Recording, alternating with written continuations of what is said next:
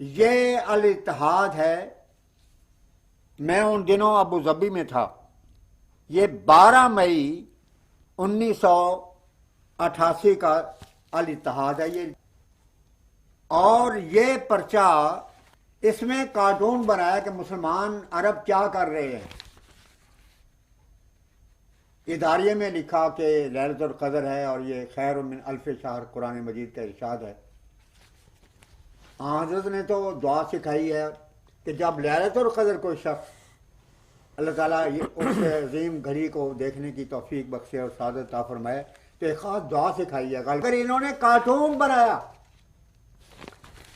اور کارٹون یہ ہے کہ ایک عرب شیخ اپنی مونچھوں کو تاؤ دیتے ہوئے لیلۃ القدر کے موقع پر مصلی بچھائے ہوئے ہے اور ہاتھ میں تسبیح ہے اور حضور صلی اللہ علیہ وسلم کی ارشاد فرمودہ دعا کے بجائے دعا یہ کر رہا ہے اے خدا ہمارا اوڑھنا بچھانا امریکہ بنا دے, ہمارے لیے سلامتی کی جگہ امریکہ ہو جائے, ہمارا ہتھیار امریکہ ہو, اور اے خدا ہم تیری محبت پر اور امریکہ کے عشق اور محبت پر ہماری واپسی اور جان دے دیں یا رب العالمین.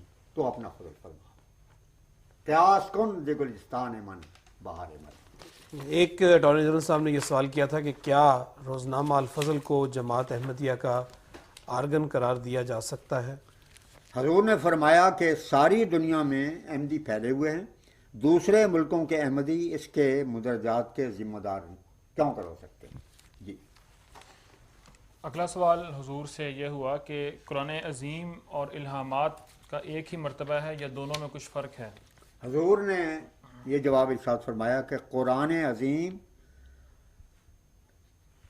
دونوں اور الہامات دونوں کا سرچشمہ ایک ہے, یعنی اللہ جل شانہ. اس پر کوئی بحث بھی ہوئی مزید؟ نہیں, کوئی بحث نہیں. ایک سوال یہ تھا کہ جیسے کہ حضرت مسیح علیہ السلام نے فرمایا کہ میں نے خزانے جو ہیں وہ بانٹے ہیں, اور اس حوالے سے یہ سوال کیا گیا تھا کہ مرزا صاحب نے کون سا خزانہ قرآن کریم کا پیش کیا ہے؟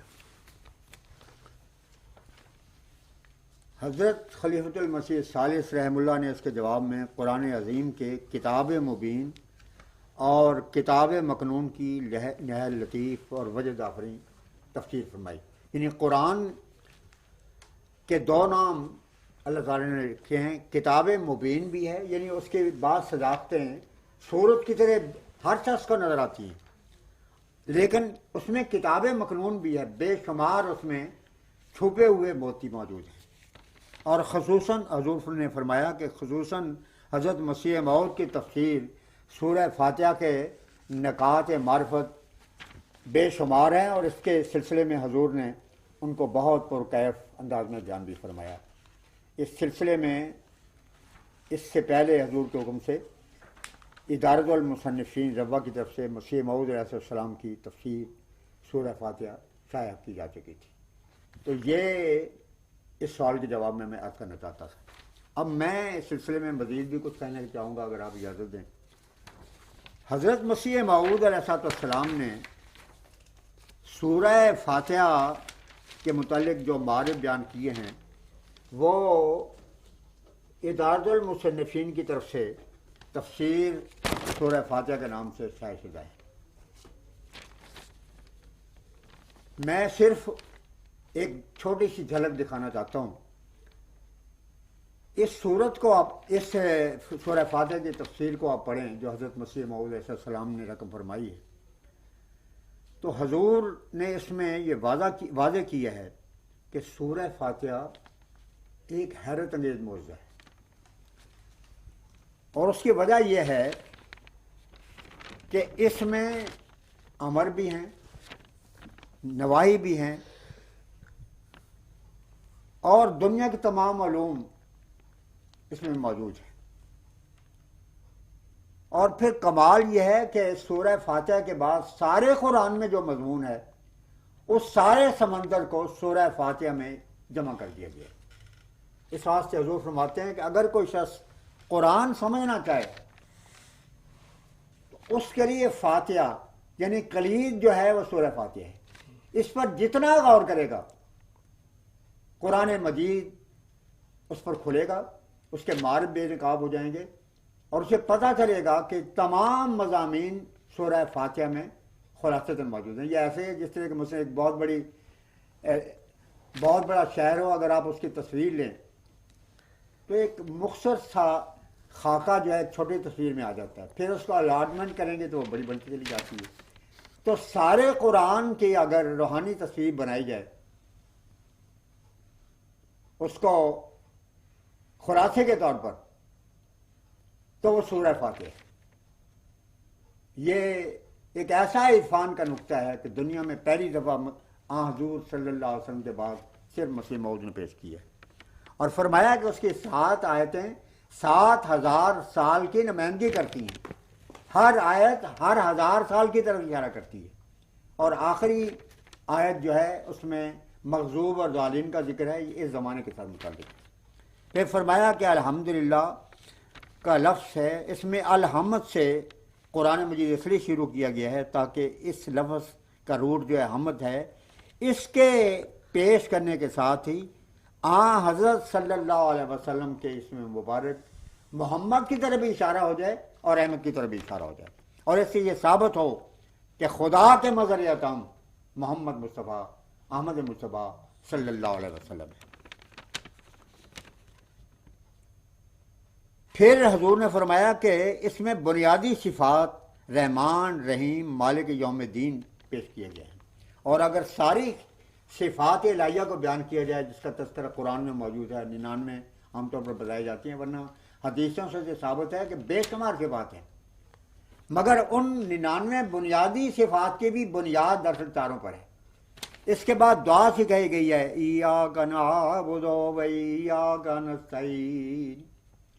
جب کوئی شخص صاحب عرفان خدا کے آستانے پر گرتا ہے تو پہلے وہ چاروں صفات کو مستحضر کرتا ہے.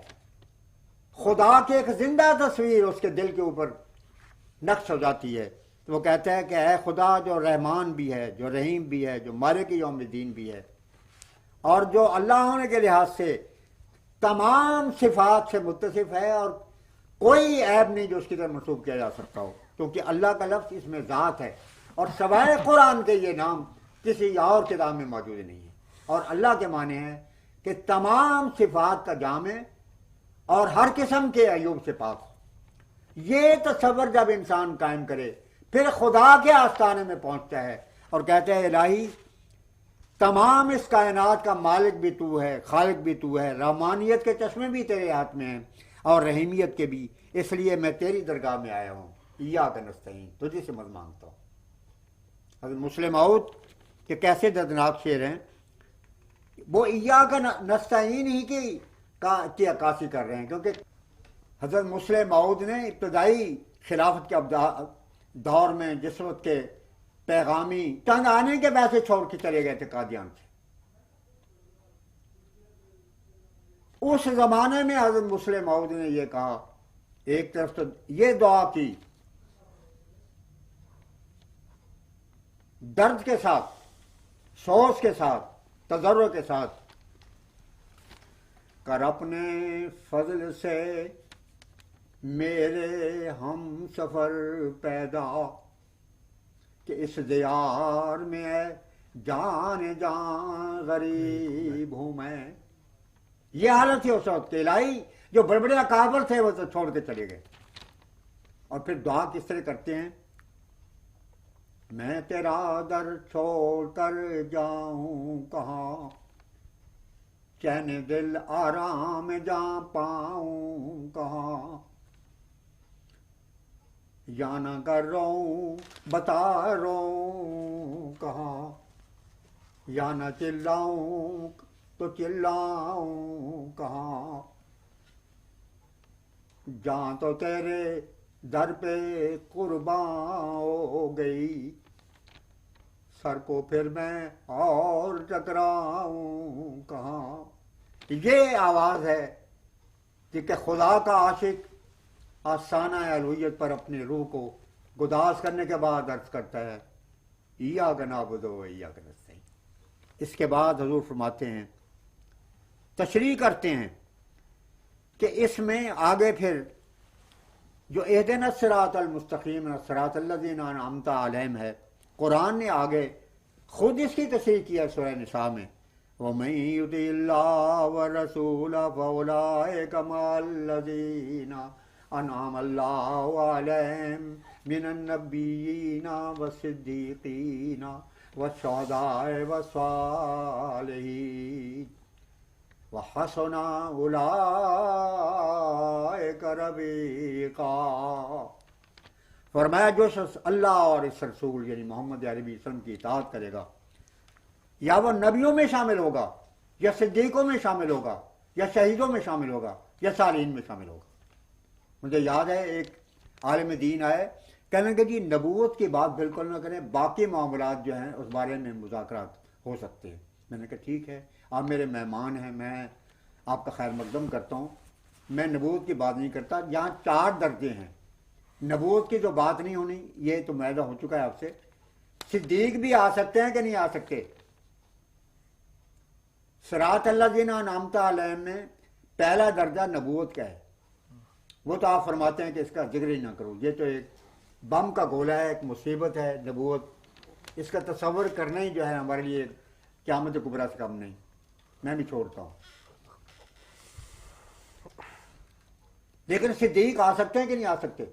کہنے کہ آ سکتے ہیں۔ میں نے کہ سوچ لیں، صدیقیت کا دروازہ بھی بند نہ کرنا پڑے۔ کہنے کہ نہیں یقیناً آ سکتے ہیں، امت کا اتفاق ہے۔ میں نے کہا اب آپ سے میں پوچھتا ہوں، what is the definition of صدیقیت؟ صدیقیت کی تعریف کیا ہے؟ بے ساختہ ان کی زبان سے جواب نکلا، اور یہ بالکل ٹھیک تھا۔ اب انہوں نے کہا کہ صدیق وہ ہے جو خدا کے نبی کا اول نمبر پر چہرہ دیکھتا ہے اور اول نمبر پر ایمان لے آتا ہے۔ یہ بالکل ان کا جواب ٹھیک تھا۔ تمام 14 صدیوں کے ائمہ، محدثین، مفسرین، متکلمین، مورخین، دانشور، اسپین کے ہوں، بغداد کے ہوں، عرب کے ہوں، ہندوستان کے ہوں، ان کا متفقہ فیصلہ ہے کہ صدیق کی یہی تعریف، اور یہ بھی فیصلہ ہے کہ علی صدیق نہیں تھے، ابو بکر صدیق تھے۔ میں نے کہا اب میں آپ سے پوچھتا ہوں، اور یہ بات آپ دیکھیں علامہ راضی نے اس آیت کی تشریح میں اپنی تفسیر میں لکھا ہے، اسی کو از خواجہ میر درد کے ملفوظات میں موجود ہے، آپ دیکھیں گے۔ اس کے علاوہ حضرت شاہ ولی اللہ محدث دہلوی رحمۃ اللہ علیہ نے اپنی کتابوں میں یہی تشریح کی ہے۔ حضرت دادا گنج بخش رحمۃ اللہ علیہ کے کشف المعجوب میں یہی تعریفات کی۔ اب میں نے ان سے یہ پوچھا کہ آپ نے ڈیفینیشن یہ کی ہے کہ صدیق وہ ہے یہ خدا کے نبی کا چہرہ دیکھتے ہی اول نمبر پہ ایمان لاتا ہے۔ اب آپ مجھے یہ فرمائیں، اگر کوئی نبی نہیں آئے گا تو صدیق کہاں سے پیدا ہو جائے؟ زار و قطار رونے لگا۔ شریف انسان تھا، ہزاروں شریف علماء میں سے بھی، ہر طرف آواز دینا ہے ہمارا کام آج، جس کی فطرت نیک ہے انجام آئے گا انجام کا۔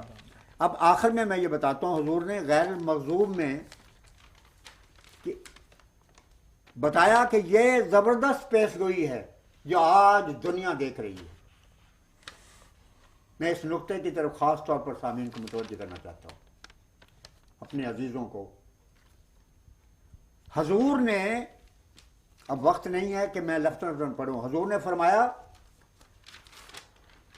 کہ اس میں دعا سکھائی گئی ہے، اور 1400 سال سے دنیا کے تمام مسلمان یہ دعا کر رہے ہیں کہ اے خدا ہمیں مغضوب نہ بنانا۔ کون تھے مغضوب؟ مغضوب وہ تھے جن میں 14ویں صدی میں موسیٰ علیہ السلام کے بعد خدا نے مسیح علیہ السلام کو بھیجا۔ یہود نے ان کو کافر کہا، ان کو گالیاں دیں، ان کو قتل کرنے کے منصوبے کیے۔ آپ نے فرمایا کہ اگر کسی مسیح موعود نے 14ویں صدی میں نہیں آنا تھا، کیونکہ حضرت مسیح موسیٰ ہیں، اور کسی نے ان کا انکار نہیں کرنا تھا، किसी ने उनको काफिर नहीं करार देना था, तो ये दुआ क्यों सिखाई गई? ये दुआ ऐलान आम कर रही है कि ये मुकद्दर था कि 14वीं सदी में भी खुदा की तरफ से मसीह आएगा मोहम्मद सल्लल्लाहु अलैहि वसल्लम में। और जिस तरह की यहूदी उलमा ने इनकार किया, उस दौर के मुल्ला में इनकार करेंगे और कत्ल के मंसूबे करेंगे। क्योंकि आप देखें, मुर्तादा अक़लियत का लफ्ज़ अहमदियत के लिए इस्तेमाल किए जाते हैं कि वाजिबुल कत्ल, इससे कम तो ठहरता नहीं मुल्ला। वो गलबन समीर मिनाई के ये शेर साहब की ज़ुबान से मैंने सुना था, लेकिन ये मैंने कहा था दाग है। हम ये कहते हैं कि ये ज़ुबान चलती है वाइस कि छुरी चलती है, ये ज़ुबान चलती है ए वाइस कि छुरी चलती है, ज़बा करने मुझे आए हो ये समझाने को। हर तकरीर, हर किताब, हर पंफलेट, खा वो ननकानन से छपे, खा वो हजूरी बाग मुल्तान से छपे, या बिनौरी के मस्जिद से छपे, या किसी और जगह से छपे, पूरा नक्शा गालियों का हर एक में आपको मिलेगा। और बिल्कुल ये यहूदियों की बात थी। यहूद ने जो कुछ भी किया हजरत मसीह अलैहिस्सलाम से, वो इन लोगों ने 1899 से लेकर आज तक वही करते चले आ रहे हैं। इनके सारे मंसूबे, इनकी सारी किताबें इस बात के ऐलान आम कर रही हैं कि हम वही कर रहे हैं जिस तरह खुद एतराफ़ किया। ये एतराफ़ तो कर चुके हैं कि हम वो कर रहे हैं जो रसूलुल्लाह के ज़माने में अबू जहल किया करता था। इसी में ये शामिल है कि हम वो वही कर रहे हैं जो यहूद ने 2000 साल पहले मसीह अलैहिस्सलाम के खिलाफ किया था।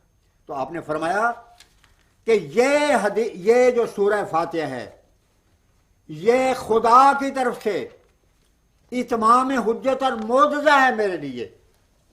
चुनांचे फरमाते हैं मसीह मऊद अलैहिस्सलाम, ऐ दोस्तों जो पढ़ते हो उम्मुल किताब को, अब देखो मेरी आंखों से इस आफताब को, ये मेरे रब के लिए एक गवाह, ये मेरे लिए मेरे रब का एक गवाह है, ये मेरे सिद्क़े दावा पे मोरे इलाह है, मेरे मसीह होने पे ये एक दलील है, मेरे लिए ये शाहिद रब्बे जलील है। 1400 साल से दुआ कर रहे हैं कि नहीं ऐसा न हो कि वो मसीह आए और 14वीं सदी की यहूदियों की तरह हम उसका इनकार करें। कितना बड़ा निशान है। और ये असम्बली और ये माजरनामे उनके नाम नहाद तहफ़्फ़ुज़ ख़त्म नबूवत वाले, जिन्होंने के हज़रत यूसुफ के ज़माने के यहूद का परचम लहराया हुआ है, वो सब गवाही दे रहे हैं कि खुदा की बात पूरी होगी। अब मैं ज़िम्नन नहीं बल्कि हकीकतन इशारतन, क्योंकि वक्त थोड़ा है, आज मैं चाहता हूँ कि असम्बली के आखिरी सवालात तक हम पहुँचें। मैं इतना बताना चाहता हूँ कि ये तो सिर्फ सूरह फातिहा की बात है जिसका हुजूर ने नमूना ही पेश करना था, वक्त बहुत मुख्तसर था। वरना अगर आप देखें तो मसीह मऊद अलैहिस्सलाम ने कुरान मजीद के जो ख़जाने तकसीम किए हैं, वो ख़जाने हज़रत मसीह मऊद अलैहिस्सलाम के तराजम और हुजूर की तफसीरों में किताबों में जो मौजूद हैं, उसको भी इदारतुल मुसन्निफ़ीन ने और निज़ारत इशाअत ने शाया कर दिया है। उसका एक वाज़ेह नमूना दुनिया ने जलसा आज़म मज़ाहिब में देखा। खुदा के मसीह को बताया गया इस जलसा आज़म मज़ाहिब में, जिसमें हिंदू भी, जैनी भी, सिख भी, आर्य समाज भी, कैथोलिक भी, प्रोटेस्टेंट भी, मुसलमानों में से बरेलवी भी, देवबंदी भी, अहले हदीस शामिल हुए हैं। खुदा तुम्हारे मज़मून को गालिब करेगा और दुनिया को बताएगा कि इस्लाम और कुरान दुनिया में वाहिद जिंदा किताबें और जिंदा मज़हब है। चनांचे ये आप हजरात देखें, 14वीं सदी अखबार फरवरी 1897 में रावलपिंडी से छपता था। बहुत तफसीली रिव्यू है पढ़ने वाला, तारीख़ अहमदियत में ये दोनों रिव्यू छपे हुए मौजूद हैं। 14वीं सदी की रिपोर्ट ने लिखा कि मेरा अहमदियत से कोई ताल्लुक नहीं है, लेकिन खुदा जानता है कि कुरान के वो मारिफ जो मौलाना अब्दुल करीम साहब के जरिए से अजमेर साहब ने बताए हैं, आज तक आपने नहीं सुने। और सुनने वाले गैर मुस्लिम के ऊपर भी इस्लाम का सिक्का जारी हो गया। یہ کلکتہ کے اخبار نیر اعظم گوہر آصفی، اس نے بھی قریباً 1.5 صفحے یعنی 3 کالم کا اظہاریہ لکھا اور کہا کہ یہ بہت بڑا عظیم معرکہ ہے جس میں تمام دنیا کے مذاہب کے مندوبین ڈیلیگیٹ جو ہیں اس میں جمع ہوئے اس پلیٹ فارم پر، اور اس موقع پر اگرچہ بڑی کوشش کی گئی کہ فلاں بھی آئیں مگر کسی نے آنے کی مجال یعنی کوشش نہیں کی، حالانکہ بہت ہی اہم مسئلہ تھا۔ چند جو آئے ان کی کوئی حیثیت ہی نہیں تھی، آنے والوں میں مولوی ثناء اللہ صاحب تھے، مولوی محمد حسین بٹالوی تھے، کہیں کہ اصل معرکہ حضرت مرزا غلام احمد قادیانی نے وہ سر کیا تھا، اور لکھا ہے کہ یہ ایسا مضمون تھا کہ غیروں کے دل و دماغ اور زبان سے بھی جاری ہو گیا کہ آج اس مضمون سے اسلام کو فتح ہوئی، قرآن کو فتح ہوئی، محمد رسول اللہ کو فتح ہوئی۔ جی ویسے جو اگلا سوال آپ سے ہم پوچھنا چاہ رہے ہیں یہ بہت اہمیت اس حوالے سے بھی ہے کہ آج بھی علماء اس کو اٹھاتے ہیں، اور اس وقت اسمبلی میں بھی جب یہ سوال کیا گیا تو اس کا خاص ایک ماحول بنانے کے لیے مولانا شاہ احمد نورانی صاحب نے، اسمبلی میں تو چونکہ اجازت نہیں ہوتی تھی تو اسلام آباد بھی انہوں نے ایک بہت ہی اشتعال انگیز تقریر کی مسئلہ جہاد کے متعلق انہی دنوں میں، اور جب ایک طرح مقدمہ لڑا جا رہا تھا اس طرح عوام میں اشتعال پھیلایا جا رہا۔ جی اور اٹارنی جنرل صاحب نے بھی جب یہ سوال کیا تو اس وقت بھی حضرت مسیح موعود علیہ السلام کی تحریرات کو بڑے تمطراق سے پیش کیا گیا اور باقاعدہ اشتعال دینے کی کوشش کی گئی۔ تو نائب مہدی کی حیثیت سے اسلامی مسئلہ جہاد پر حضرت خلیفۃ المسیح الثالث رحمہ اللہ نے 2 دن یعنی 20 اور 21 اگست 1974 کو اسمبلی میں بہت تفصیلی وضاحت فرمائی، اس کی اگر آپ ہمیں کچھ تفصیل بیان فرمائیں۔ یہ حقیقتاً بڑا مارکت الآراء مسئلہ ہے، بنیادی مسئلہ آج بھی یہی ہے، اور آج تو حالات وہ کہتے ہیں 7 سالہ دور چرخ تھا، ساغر کا ایک دور، جب میکدے سے نکلے تو دنیا بدل گئی۔ تو آج تو ساری دنیا میں مسیح موعود علیہ السلام کے اس موقف کی نعرے بج رہے ہیں، سعودی عرب سے آواز بلند ہو رہی ہے، پاکستان سے بلند ہو رہی ہے، خود افغانستان کے صدر اور تمام دنیا کے مسلم ممالک جن میں انڈونیشیا بھی شامل ہے وہ دہشت جہاد کے نام پر دہشت گردی کے متعلق تو آج ایک شور قیامت برپا ہے۔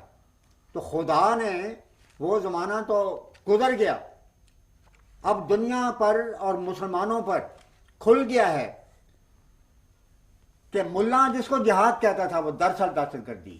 اچھا اب میں بتاتا ہوں آپ کا جو ارشاد ہے اس کی تعمیل میں کہ حضرت خلیفۃ المسیح ثالث نے حقیقی اسلامی نظریہ جہاد کی اس موقع پر اس شاندار رنگ میں ترجمانی فرمائی کہ دل و دماغ معطر ہو گئے، اور اس وقت ہم سب اس نتیجے پر پہنچے کہ حقیقت یہ ہے کہ تمکنت دین کا نشان خلفائی سے وابستہ ہے، اور خلفاء کی زبان عرش کے خدا کی زبان ہوتی ہے۔ حضور نے پہلے تو یہ بیان کیا کہ حضرت بانی سلسلہ احمدیہ نے جو 1902 میں فتویٰ دیا ہے، دراصل یہ 22 مئی 1900 کا واقعہ ہے جبکہ حضور نے گورنمنٹ انگریزی اور جہاد نامی رسالہ شائع کیا، اور اس میں تاریخی حقائق سے بالوضاحت ثابت کیا کہ اوائل اسلام کی سب جنگیں محض وقتی اور مضافیانہ تھیں، اور اسلام سے بڑھ کر صلح اور امن کا علمدار کوئی مذہب نہیں، اسی لیے اپنی دعوت کی بنیاد صلح، آشتی اور محبت کے عالمگیر رسولوں پر رکھی ہے۔ یہ جیسے آپ نے اشارہ کیا، اٹارنی جنرل صاحب نے اسمبلی میں ملاؤں کی خوشنودی حاصل کرنے کے لیے حضرت مسیح موعود علیہ السلام کی تحریروں کو بڑے نمک مرچ لگا کے پیش کیا، اور جیسے کہ آپ نے ابھی بتایا ہے نورانی صاحب نے ایک دن پہلے اس موضوع پر اشتعال انگیز تقریر کی، اور اگلے دن پھر یہ سوال جڑ دیا گیا۔ حضور نے 20-21 اگست دونوں روز اس مسئلے پر انتہائی بلیغ اور فیصل کن روشنی ڈالی ہے، اور حضور نے فرمایا کہ دراصل بانی جماعت احمدیہ نے جو مسلک اختیار کیا وہ تو حضور صلی اللہ علیہ وسلم کا مسلک تھا۔ آپ کی پیشگوئی تھی کہ جب مسیح موعود آئے گا یازا الحربہ، وہ مذہب کے نام پر جنگوں کو ملتوی کر دے گا۔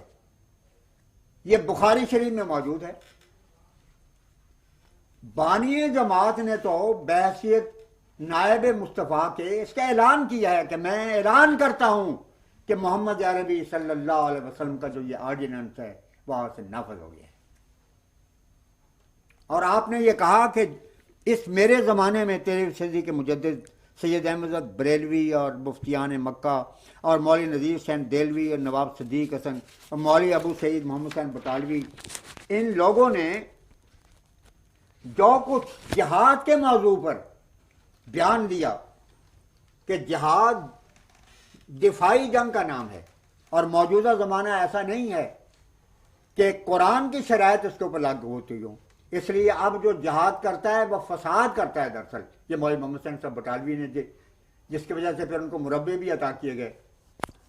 تو آپ نے فرمایا کہ مسیح موعود علیہ السلام نے حضرت کے اس ارشاد کا اعلان کیا ہے اور توثیق کی ہے کہ اس ارشاد کے مطابق جہاد کے نظریے کو جو مفتیان مکہ نے، خلیفۃ المسلمین نے، اور یہاں ہندوستان بر صغیر متحدہ ہندوستان کے جو بڑے بڑے علماء ہیں، انہوں نے نظریہ جہاد کے متعلق جو یہ کہا ہے کہ موجودہ زمانے میں وہ شرائط نہیں ہے قرآن کی روح سے، میں اس کی توثیق کرتا ہوں۔ وہ نیا فتویٰ ہی نہیں تھا، وہ اعلان عام تھا محمد عربی صلی اللہ علیہ وسلم کے ساتھ تھا۔ اس کے بعد پھر حضور نے اول المکفرین مولوی سید نذیر حسین صاحب شیخ الکل کی کتاب فتاوی نظیریہ کا ایک بہت طویل اقتباس پڑھا۔ اب وہ کتاب چھپی ہوئی ہے، میں اس کا خلاصہ آپ کے سامنے رکھتا ہوں۔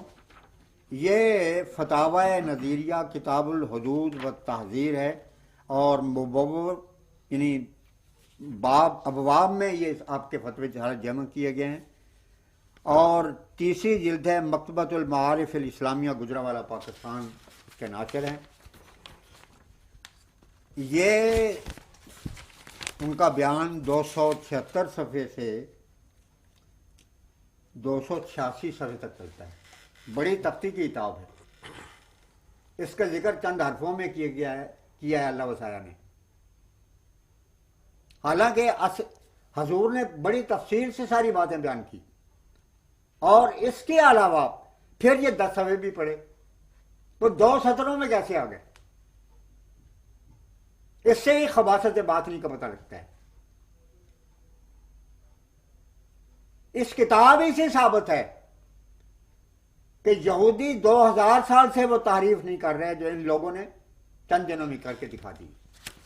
اب اس میں یہ بہت تفصیلی یہ ہے، اس میں یہ سوال کیا گیا ہے، یہ سارا حضور نے وہاں پڑھ کے سنایا، وہاں لفظاً پڑھ کے سنایا ہے، اور اس کی رپورٹنگ اللہ وسعہ نے چند سطروں میں کی ہے۔ جی حالانکہ اگر صرف اسی کو نقل کر دیتے تو یہ کئی صفحوں تک چلتا تھا، اور 2 دن یہ بحث جاری رہی ہے، اور سناٹا چھایا ہوا تھا اس وقت، کسی کو دم مارنے کی گنجائش نہیں تھی اس کے بعد۔ تو سوال یہ ہے کہ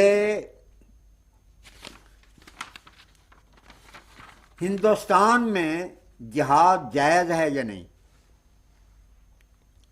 اس سے پہلے یہ میں بتا دیتا ہوں کہ یہ فتویٰ ہے جو شائع کیا گیا،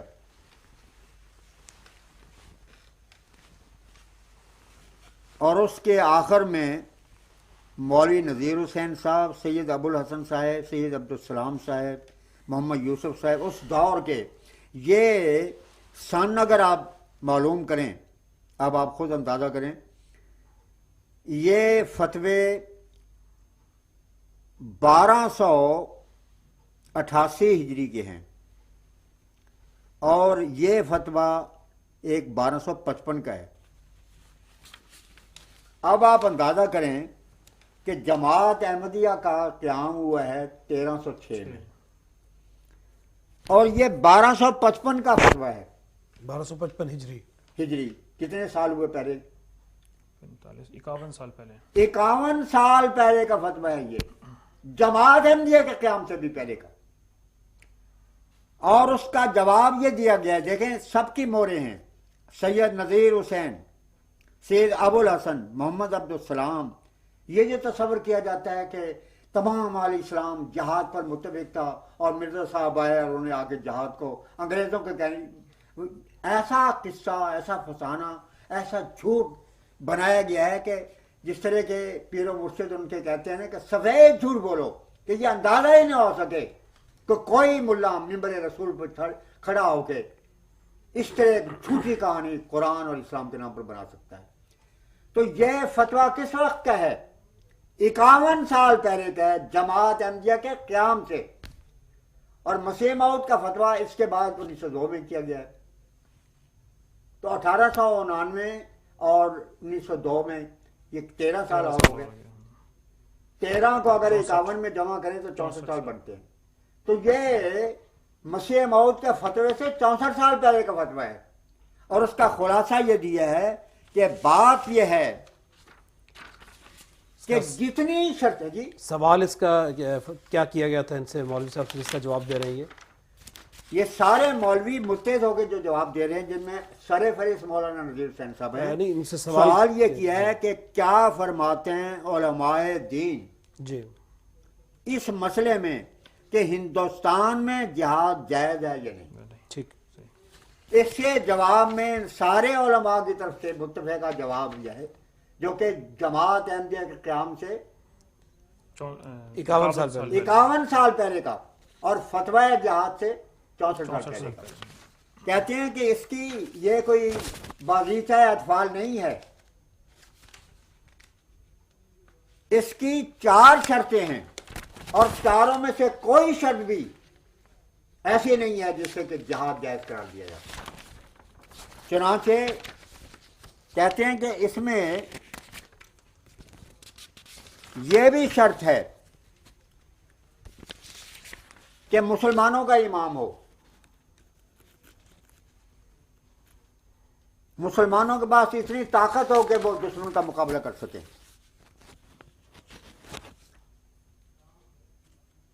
پھر یہ ہے کہ مسلمانوں کا کوئی ایسا ملک ہو جو ان کو امن دینے والا ہو.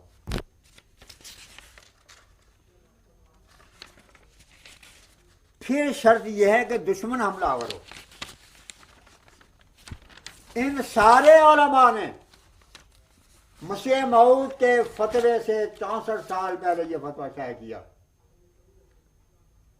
کہ یہ چاروں شرطیں اس وقت ہندوستان کے حد تک موجود نہیں ہیں. اس وقت سے آج اسلام کے مطابق جہاد کرنا ناجائز ہے اور جہاد نہیں بلکہ فساد ہے. اب آخر میں اتنا میں عرض کروں گا، ملا جو ہیں وہ سمجھتے ہیں کہ دنیا سب اندھی ہے اور کوئی شخص تاریخ کو نہیں جانتا. وہ کتابیں اب بھی موجود ہیں اس زمانے کے سارے اس زمانے کے منظر کو پیش کرنے کے لیے کہ عالم اسلام کی کیا کیفیت ہے. جہاد کے لفظ سے تو پہلے اس زمانے میں بھی مسلمانوں کی حکومت افغانستان کی طرف انسانوں کی توجہ ہو جاتی تھی. اب میں افغانستان کے ضیاء الملت و دین امیر عبدالرحمن خان غازی حکمران اس دور کے مسیح موعود کے زمانے کے، ان کی خود نوشت سوانح عمری آپ کے سامنے رکھتا ہوں، جو کہ آگرہ سے سید محمد حسن بلگرامی کی طرف سے اس کا ترجمہ دبدبہ امیری کے نام سے شائع کیا گیا. انگریزی ترجمہ لندن سے چھپا ہے، وہ میں نے انڈیا آفس میں دیکھا ہے. یہ اس کا اردو ترجمہ ہے اور مسیح موعود کے زمانے میں چھپا ہے اور چھاپا بھی آگرہ سے ہے. اس سے آپ کو اندازہ ہوگا کہ عالم اسلام کی کیا کیفیت ہے جہاد کے معاملے میں.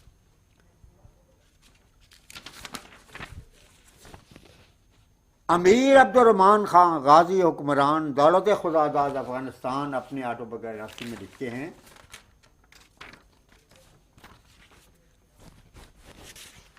صورتحال کا اندازہ کرنے کے لیے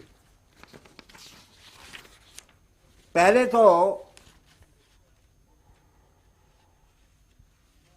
کچھ دیگر مسائل لکھنے کے بعد روس کی پالیسی کا ذکر کیا ہے اور لکھا ہے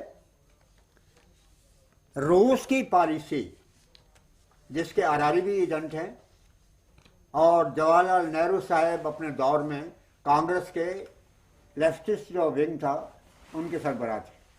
اسی لیے میں نے جیسے کہ آپ اشارتاً بتایا ہے کہ جس وقت 1928 میں فرانس میں انٹرنیشنل کمیونزم کی اور سوشلزم کی کانفرنس ہوئی تو بطور ڈیلیگیٹ کے نہرو صاحب کو کانگریس کی طرف سے بھیجایا گیا تھا.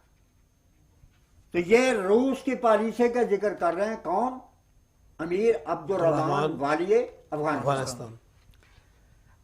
فرماتے ہیں کہ گورنمنٹ روس کی پالیسی امیر بخارا اور دیگر میران نہیں بلکہ میران وسط ایشیا، قازقستان یا دوسرے علاقے اور ترکی اور ایران اور افغانستان کی نسبت ہمیشہ یہ رہی ہے کہ وہ قوی نہ ہونے پائیں، جو اس کو دائمی پیش قدمی میں مخل ہوں.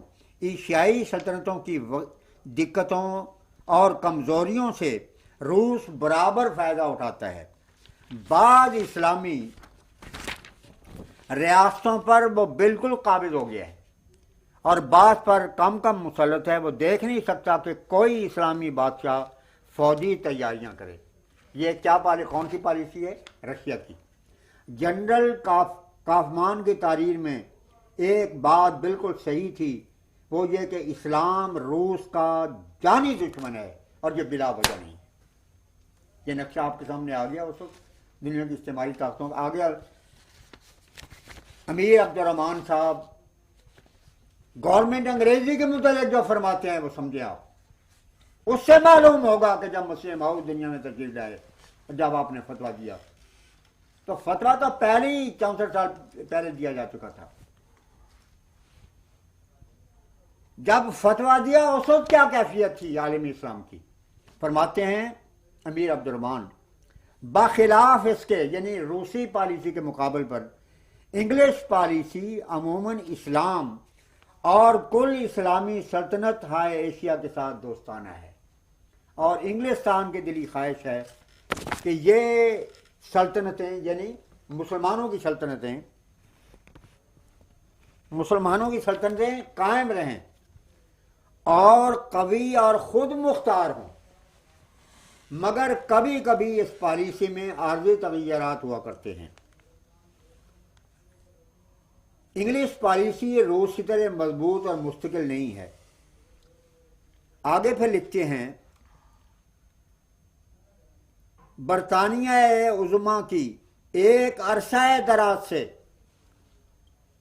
برطانیہ عظمیٰ کی عام پالیسی یہ ہے کہ اسلامی سلطنتیں جو ہندوستان اور ایشیائی روس کے درمیان مثل دیوار کے حائل ہیں باقی رہیں اور ان کی خود مختاری بخوبی قائم رہے، تاکہ روس کی راہ میں ایک آہنی دیوار بن جائے اور ان کی خود مختاری بخوبی قائم رہے اور روس کی راہ میں ایک آہنی دیوار بن جائیں. باخلاف اس کے روس کی پالیسی بالکل اس کے برعکس ہے. نہ صرف اس وجہ سے کہ اس کے ملک کی حدود ہندوستان کی سرحد سے مل جائیں، بلکہ اسے ہمیشہ اس بات کا اندیشہ ہے کہ اگر ترکی یا ایران یا افغانستان یا ہندوستان کے ساتھ جنگ ہوئی تو اس کی مسلمان رعایا میں عام غدر ہو جائے گا. غدر کس کے خلاف ہوگا؟ روس کے خلاف. اور کس کے حق میں ہوگا؟ برطانیہ کے حق میں. اور کہتے ہیں یہی وجہ ہے کہ تمام دنیا کے مسلمان سلطنت برطانیہ کی دوستی کو روس کی دوستی پر ترجیح دیتے ہیں. یہ نقشہ تھا اس وقت. اور مسیح موعود کا یہ شعر میں ضرور پڑھوں گا کہ مسیح موعود نے جو فتویٰ دیا تھا ڈنکے کی چوٹ وہ آج مسیح موعود کی صداقت کا اعلان عام کر رہا ہے. حضور نے فرمایا تھا، فرما چکا ہے سید کونین مصطفیٰ عیسیٰ مسیح جنگوں کا کر دے گا التوا، یہ حکم سن کے بھی جو لڑائی کو جائے گا، وہ کافروں سے سخت ہزیمت اٹھائے گا، ایک معجزہ کے طور سے یہ پیش گوئی ہے، کافی ہے سوچنے کو اگر اہل کوئی ہے۔ جی صاحب اس پہ حضور نے سید احمد صاحب بریلوی اور مفتیان مکہ کے فتاویٰ کا بھی ذکر فرمایا۔ جی جی وہ میں ذکر کر چکا ہوں، بار بار کر چکا ہوں، تفصیل کے ساتھ ذکر ہوتا ہے۔ جی ایک سوال حضرت مسیح علیہ السلام کی کتاب تریاق القلوب کے حوالے سے تھا کہ حضور نے یہ فرمایا ہے کہ میں نے انگریزی حکومت کے احسانات، مذہبی آزادی وغیرہ کا جو ذکر کیا ہے اس سے 50 الماریاں بھر سکتی ہیں۔ حضور نے بہت ہی لطیف اور فیصل کن جواب یہ ارشاد فرمایا کہ حضرت اقدس مسیح موعود علیہ الصلوۃ والسلام نے اپنے اشتہارات میں نے بتایا نا کہ حضور کا اللہ تعالیٰ کی طرف سے یہی آپ کو قوت عطا کی گئی تھی کہ خود مسیح موعود کے اوپر جو اعتراض وارد ہوتے تھے وہ مسیح موعود ہی کے قلم سے آپ نے اس کا جواب اسمبلی کے سامنے پیش کیا ہے۔ حضرت اقدس نے اپنے اشتہارات میں خود ان کتابوں کے صفحات کی فہرست شائع فرمائی ہے جن میں حکومت وقت کی تعریف کی گئی تھی، جس کے تھوڑے سے صفحات ہیں، اور اس کی فہرست خود حضرت اقدس نے ایک اشتہار میں دے دی ہے۔ 50 الماریوں کے لفظ سے یہ بتانا مقصود ہے کہ یہ کتابیں جتنی تعداد میں چھپیں، یہ جواب ہے۔ 50 الماریوں کے لفظ سے یہ بتانا مقصود ہے کہ یہ کتابیں جتنی تعداد میں چھپیں، اگر ان تمام چھپنے والی کتابوں کو یکجا طور پر رکھا جائے تو 50 الماریاں یقیناً اس سے بھر سکتی ہیں، کیونکہ کوئی 1000 کی تعداد میں چھپی، کوئی 2000 کی تعداد میں چھپی، یا اشتہار کی بات ہے کئی ہزاروں کی تعداد میں چھپی ہیں، اور فرمایا کہ اس میں کوئی مبالغہ کی بات نہیں۔ اب میں آپ کو بتانا چاہتا ہوں کہ حضرت مسیح موعود علیہ السلام نے اپنے اشتہار یہ 20 ستمبر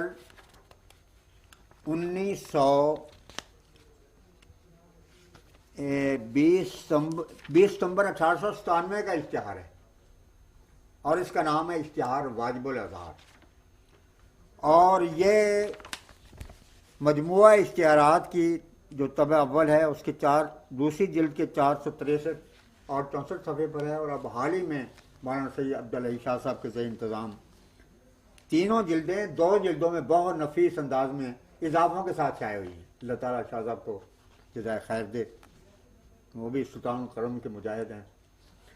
تو انہوں نے اضافوں کے ساتھ تمام اشتہارات 2 جلدوں میں شائع فرمائے، بہت ہی دبیزی اس کا سرور اور جلد و پوش ہے، اور بجد آ جاتا ہے اس کو دیکھ کے، خصوصاً اضافوں کو دیکھتے ہوئے۔ تو اس دوسری جلد یہ جو تازہ ایڈیشن ہے اس کا 162 اور 168 صفحہ ہے۔ میں نے 20 ستمبر 1897 کے اس اشتہار میں حضرت مسیح موعود علیہ السلام نے جن کتابوں کا ذکر کیا ہے، اور کسی کا کہا کہ ایک فلاں 1 صفحے پر ذکر ہے، کسی کا 2 صفحوں میں ہے، کسی میں یہ کتابیں برہان احمدیہ، آریہ درم، اور اسی طرح پھر آئینہ کمالات اسلام، نور الحق، شہادت القرآن، سر الخلافہ، اتمام الحجت، حمامۃ البشریٰ، تحفہ قیصریہ، جامع آتم، سراج منیر، پھر آگے چند اشتہارات ہیں ان کا ذکر ہے۔ کوئی مضمون یہ 3 صفحے کا ہے، کچھ 1 صفحے کا ہے، کچھ 4 صفحے کا ہے۔ تو یہ حضور نے خود بیان کر دیا ہے، پہلے نام لکھا ہے، پھر اس کی تاریخ اشاعت بتائی ہے، پھر یہ لکھا ہے کہ کتنے صفحے کا ہے۔ مثلا ایک میں لکھتے ہیں کہ یہ جو اشتہار ہے اس کے 1 صفحے سے لے کر 3 صفحے تک، ایک اشتہار 25 جون 1897 میں ہے، اس کے 10 صفحے ہیں، پھر سراج منیر میں 1 صفحہ ہے، 74 صفحہ۔ تو اب میں نے شعبہ تاریخ کے ہمارے مخلص رکن جو کمپیوٹر کے بھی ہمارے انچارج ہیں ہمارے شعبے کے، میں نے ان سے کل درخواست کی کہ آپ یہ سارے صفحے بتائیں کتنے بنتے ہیں۔ مسیح موعود علیہ السلام کی زندگی بھر کی کتابوں میں جہاں انگریز کی تعریف کی گئی ہے، محمد عربی صلی اللہ علیہ وسلم نے بھی تو تعریف کی تھی۔ یہ بات مجھے یاد آئی کہ شیش محل کے ایک ان کا جماعت اہل حدیث کا ایک کتب خانہ ہے، میں وہاں عرصہ دراز خلافت ثانیہ کے زمانے کی بات تھی، وہاں یہ قصہ شروع ہوا۔ تو میں تو جہاں جاتا ہوں لازماً دعوت اللہ تو میرے فرائض میں شامل ہوتی ہے، ایک مربی سلسلہ ہونے کی حیثیت سے، اور یہ ہماری روح ہے، ہماری غذا ہے۔ تو میں نے ان سے کہا کہ حضور بات یہ ہے کہ حضرت رسول پاک صلی اللہ علیہ وسلم کی طرف یہ منسوب روایت علامہ سیوطی نے بھی لکھی ہے کہ حضور نے فرمایا کہ مجھے فخر ہے کہ میں انوشروان عادل کے زمانے میں پیدا ہوا، حالانکہ وہ پکا جاریت ہے۔ میں نے کہا اگر مرزا صاحب کی ساری کتابوں کے حوالے ایک پڑھے میں آپ جمع کر دیں تو محمد رسول اللہ کا یہ ایک فکرہ اس پر کھا لے گا، کیونکہ اعلان کرنے والے محمد مصطفیٰ ہیں جو نبیوں کے سردار ہیں، اور پھر فخر کس پر کر رہے ہیں؟ انوشروان کے اوپر جو جاری ہے۔ تو کسی کے انصاف پروری کو سراہنا، اس کی تعریف کرنا، یہ تو محمد صلی اللہ کی سنت ہے۔ میں نے مولانا حافظ انبار صاحب سے یہ کہا، انبار رسول صاحب سے، کہ آپ ذرا بتائیں تو اسے کتنے صفحے بنتے ہیں؟ تو ہزاروں صفحات کا لٹریچر میں مسیح موعود علیہ السلام نے انگریزوں کے عدل کے متعلق جو بات لکھی ہے اس کے مجموعی صفحات 183 آتے ہیں۔ بہت شور سنتے تھے، پہلو میں دل کا جو چیرا تو قطرہ خون نکلا۔ فرمائیے گا۔ ایک سوال حضور سے اسمبلی میں یہ ہوا کہ حضرت مرزا صاحب نے اپنے آپ کو ایک اشتہار میں انگریز کا خود کاشتہ پودا کہا ہے۔ حضور نے جواب میں فرمایا کہ خود کو نہیں، اپنے مخالف خاندان کو جو سنی ہے۔ یہ حضرت مرزا غلام مرتضیٰ صاحب کے نام خطوط ہیں جو کمشنر لاہور اور ایک اور نے لکھے تھے، اور یہ وہ خطوط تھے جو کہ مولوی محمد حسین صاحب بٹالوی نے برائن احمدیہ کے زمانے میں برائن احمدیہ پر بہترین ریویو جب لکھا، اور اس میں لکھا کہ 1400 سال میں 1300 سال میں دنیا اسلام میں کسی نے قلمی اور لسانی اور زبانی اور عملی طور پر اتنی خدمت نہیں کی جتنی کہ برائن احمدیہ کے مصنف نے کی ہے۔ تو اس میں یہ لکھا ہے کہ افسوس کی بات ہے کہ غیر مسلموں کے اوپر تو سناٹا چھا گیا، مگر دیوبندی مولوی اس کتاب کی وجہ سے اعتراض کر رہے ہیں۔ عجیب بات ہے یہ۔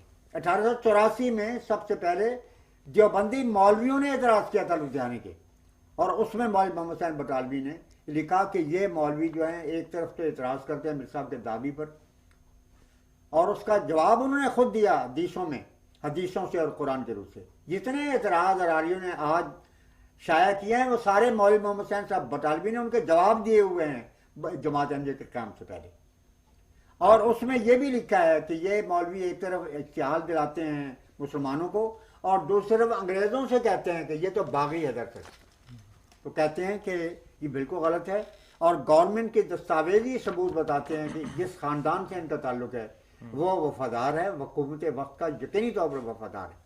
اس میں یہ دو خاتونوں نے، ولسن کے جو کہ کمشنر تھا لاہور کا، اور ایک اور یہ حضرت مرزا غلام مرتضیٰ صاحب کے نام آپ کے دعوے سے پہلے طالب علمی کے زمانے کے جو آپ کے والد کو لکھے گئے وہ انہوں نے بطور شہادت کے پیش کیے۔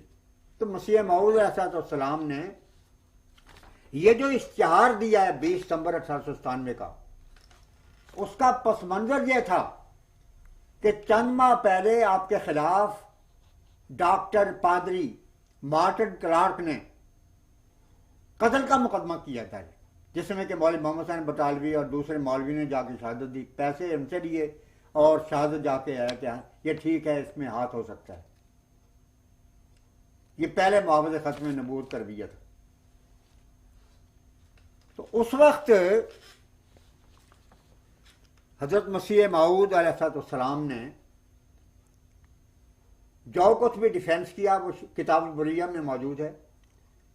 خدا نے ڈگلس کے ذہن میں جو اپنے زمانے کا پہلے روس تھا یہ ڈال دیا کہ مسیح موعود بری ہیں، انہوں نے فیصلہ یہ دیا کہ مبارک ہو، آپ کو بری کیا جاتا ہے۔ حضرت مسیح موعود علیہ السلام سے انہوں نے مخاطب کرتے ہوئے کہا کہ میں آپ کو اجازت دیتا ہوں کہ اس قذاب ڈاکٹر پادری مارٹن کلارک کے خلاف مقدمہ دائر کر سکتے ہیں۔ مسیح موعود خدا کا شیر کھڑا ہوا، آپ نے فرمایا کہ میں کوئی مقدمہ نہیں کرنا چاہتا، میرا مقدمہ آسمان پر دائر ہے۔ اس کے بعد مسیح موعود علیہ السلام نے یہ اشتہار دیا اور فرمایا مقدمہ تو ختم ہو گیا ہے، لیکن ڈاکٹر مارٹن کلارک نے اپنے بیانوں میں بار بار کہا ہے کہ یہ حکومت کب آ گئی ہے، اور باوجود ہے کہ مجھے بری قرار دیا گیا ہے، اس کے اثرات میں دیکھ رہا ہوں کہ پادری اور ان کے، جیسے کہ میں نے ثابت بھی کیا ہے، اس زمانے میں خود مولوی محمد حسین بٹالوی نے صاف لکھا کہ مہدی قادیانی جو ہے یہ مہدی سودانی سے بھی زیادہ خطرناک ہے اور باغی ہے در پردہ اور صرف طاقت کے اکٹھا کرنے کے انتظار میں ہے۔ تو مسیح موعود علیہ السلام کو خیال آیا کہ عیسائیوں کی حکومت ہے، عیسائی پادری ہے، پادریوں کے پیچھے امریکہ اور برطانیہ کے لشکر ہے، کروڑوں خربوں پاؤنڈ اور ڈالر جو ہے وہ خرچ کر رہی ہے حکومت کہ کسی طرح ہندوستان کو مسلمان بنا لے، تو ایسا نہ ہو کہ ڈاکٹر اندر ہی اندر ایک اور بغاوت کے نام پر ایک اور تحریک اٹھا دے۔ تو یہ بیک گراؤنڈ تھا جس پر حضور نے لکھا۔ آپ نے فرمایا کہ میں اس کے بتانا چاہتا ہوں کہ یہ بات ہی غلط ہے جس طرح کے ایک وکیل کیس پیش کرتا ہے جو ڈیفینس میں ڈاکومنٹس پیش کرتا ہے، تو آپ نے یہ ڈاکومنٹس پیش کیے اور فرمایا کہ اس سے ثابت ہے کہ میرا خاندان خود کاشتہ پودا ہے، سنی خاندان، اور اس کے جواب کے طور پر اپنے والد کے نام خطوط بیان کیے ہیں، تو اس کا آپ کے ساتھ تعلق نہیں۔ 1858 میں کون سی جماعت احمدیہ تھی جس کے خود کاشتہ پودا ہونے کا اعلان کیا جا سکتا تھا؟ تو وہ الفاظ دراصل اس خاندان کے متعلق تھے جو سنی خاندان تھا، جس کے بزرگ مسیح موعود علیہ السلام کے والد حضرت مرزا غلام مرتضیٰ صاحب تھے اول نمبر پر، پھر آپ کے بڑے بھائی تھے حضرت مرزا غلام قادر صاحب، تو یہ ان کی طرف اشارہ ہے۔ اور یہ جو دونوں چٹھیاں ہیں سفارشیں ہیں، وہ دونوں چٹھیاں لاہور سے گئیں، ایک ولسن کی طرف سے ایک رابرٹ کی طرف سے، اور دونوں میں ان کی خدمات کو سراہا گیا تھا، اور یہ خود پروف پیش کیے مولوی محمد حسین صاحب بٹالوی نے براہین احمدیہ کے ریویو میں، اسی کو حضور نے پیش کیا ہے، اور مراد سنی خاندان۔